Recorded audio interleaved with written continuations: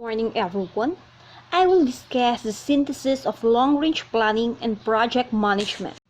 Before I start, let me give you with these quotes. Projects are described as the cutting edge of development, or as building blocks of development by Ernesto Franco. The context of project management is to understand corporate planning, a basic starting point, defining functional relationship. So corporate planning is the context of project management. Its proper understanding will make interlocking relationships clearer when we focus on plan a project, projectize a program. Planning process is of course continuous and never ending. Why? And new plans one after another are needed to be formulated and executed. One plan is not sufficient for any organization to survive, such as in the form of a plan, a program, of a project like what I said later. Planning process are interim and tentative. When we say interim, it means temporary. Its results always require constant updating and change. The assumptions used in the planning process inevitably undergo revisions and trigger a chain reaction throughout the stages or sequences of a plan. The table shows the comparative analysis of planning outputs. So in the first column, it's planning result or output. The second column is the broad operational definition. Then we have the span of time. It is divided into two, the government and the private or business sector. Okay, so in the plan, it is a long-term strategic decisions for future action consisting of cluster program. So in government sector, it is 10 to 25 years. In private or business sector, it is 5 to 10 years.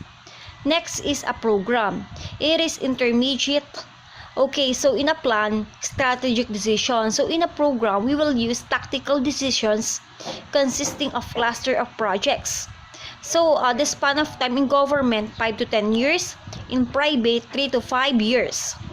Next one is a project. Okay, it is immediate operational decisions of given schedule, budget, and objective consisting of cluster of tasks. So it is operational decisions. The span of time is 1 to 2, 3 or 3 to 5 years. In private is 1 to 2 years. Next is a task or activity. It is short-term decision which with other tasks or activities make up a project. So remember, it is a short-term decision. It is 6 to 18 months. Then in private or business sector, it is 3 to 12 months. Okay, then we will go to the implementing development people needs. Development is the assessment of needs of people and responding to those needs in the most efficient, effective, and responsive ways. So it divided into three organizations. We have the national planning, the programming, and the project management. When we say national planning, for whole societies such as through the planning agency, like the National Economic and Development Authority for the Philippines or corporate planning, for whole organizations or institutions, or even sectors or regions, such as governments, departments, business corporation, or universities and hospitals. So in national planning, it is a long-term plan for the development of an economy. Okay, the second one is the programming, which breaks down the chosen strategies in the long-range plan into cluster of intermediate phase programs. So, it is the outline of events and activities that your members need to follow to reach the goals of the organizations. Okay, another one is the project management, which identifies projects for immediate implementation from the programs.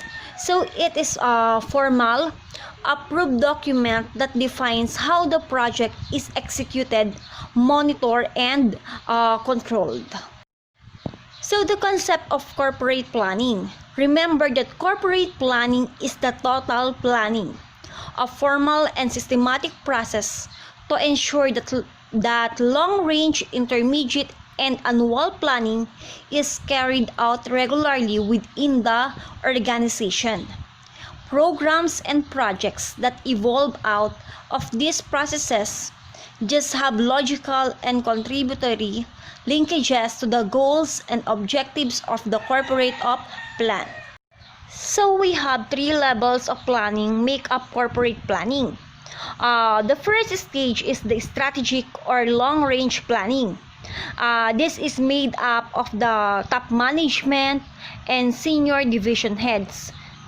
Okay, the second one is the tactical or development planning, made by operating management.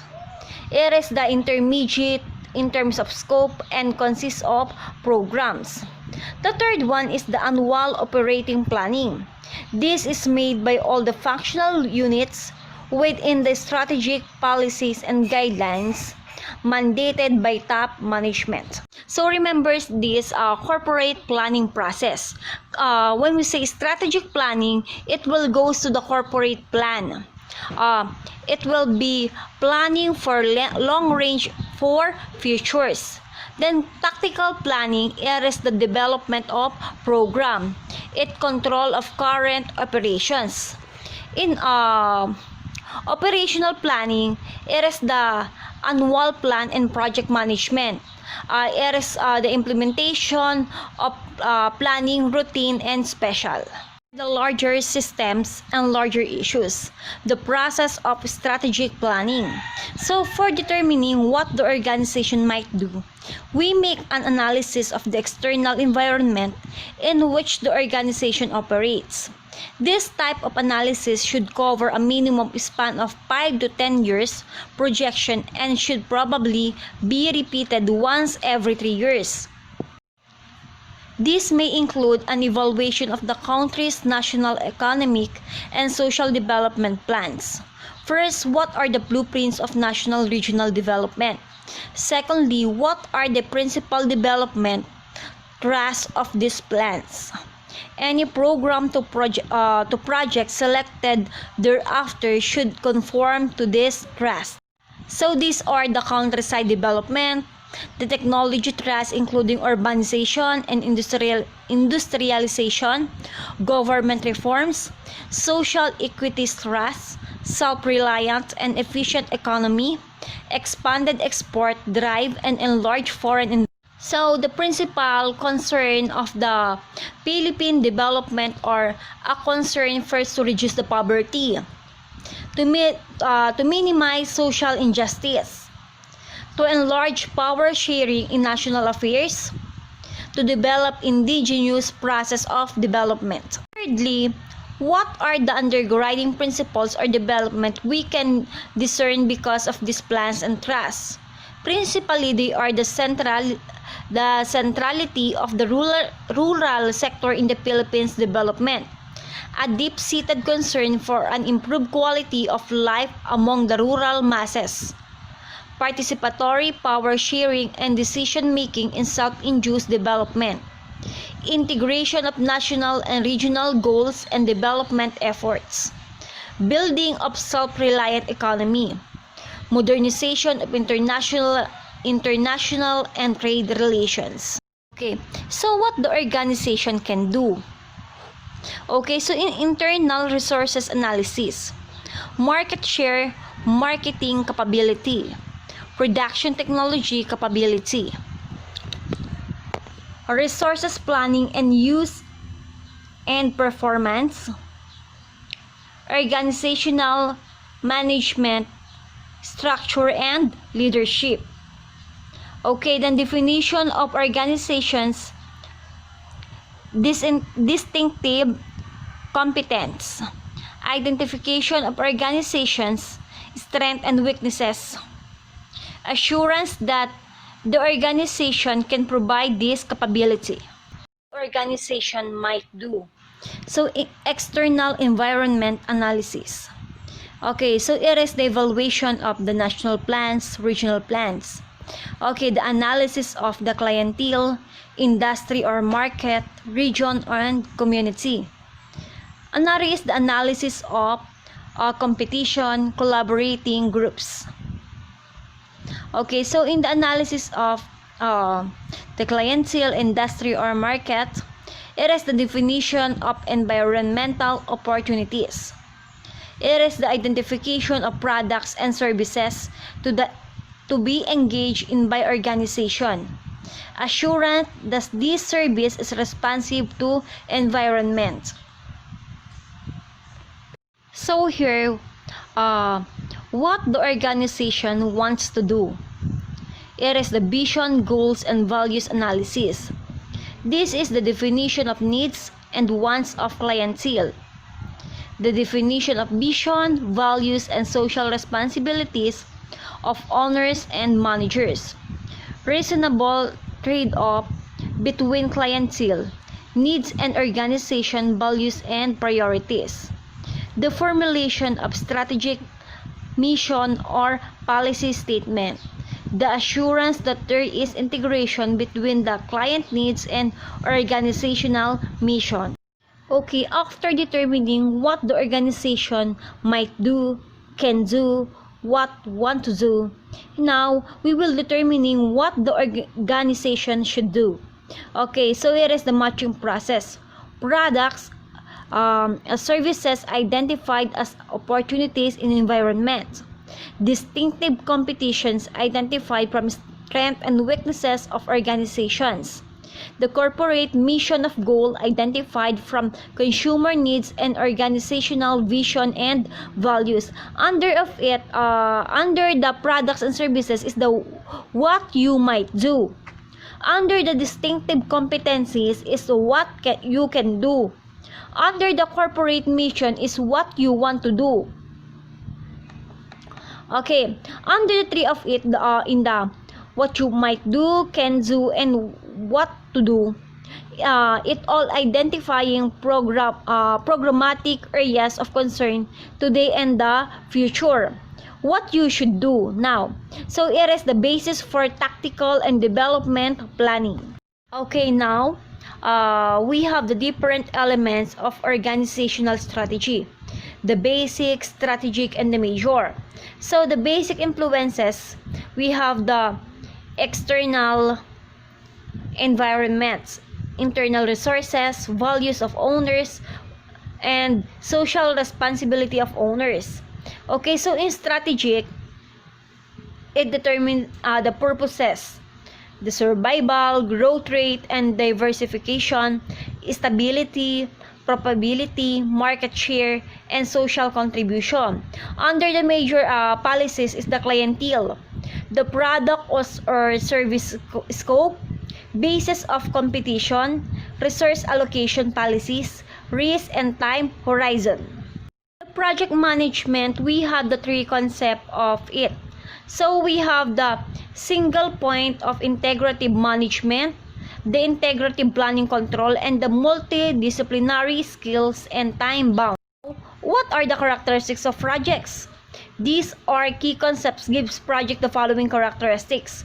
Projects are non-traditional, innovative, it should be innovative. Processes for development. Projects are complex efforts.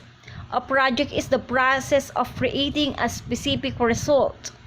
A project has a life cycle. Projects need multidisciplinary skills. What is the difference between functional versus and project management? In functional, it is a specific life cycle. In the project management, it continues life from year to year. Like what I said, it's a never end. Number two, it is definite start and completion points with calendar dates.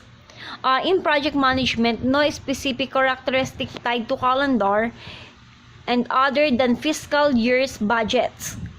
Okay, in functional, it can be abruptly terminated if goals are not met, always terminated when project is completed. Here in project management, assurance or continued function even in major organization. Okay, so in functional, other unique, not done before. In project management, it usually performing well-known functions and tasks only slightly different from the past. Okay, so here, functional, total effort must be completed within fixed budget and schedule. In management, maximum work is performed within annual budget ceiling. In functional, there is a production of ultimate time and cost in difficult. Here, there is a prediction of annual expenditure, relatively simple.